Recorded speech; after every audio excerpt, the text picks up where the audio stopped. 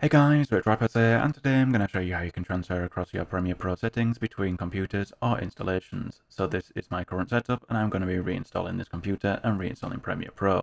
So the first thing you want to do is you want to have some sort of external drive that you can copy your files to, and then the next thing you want to do is you just want to open up another File Explorer window, then go to this PC, then go to C, then go to Users, then go to your user, so whichever user you are signed in with.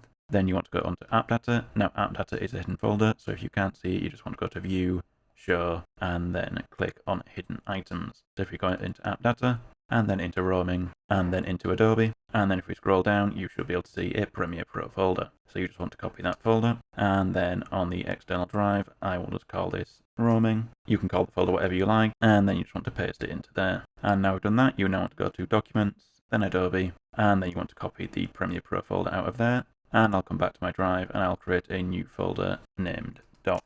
And then I'll go into there, again you can name it whatever you want, and then I'll paste it onto there. So now we've done that, I will just reinstall my computer and reinstall Premiere Pro, and then I'll be back with you.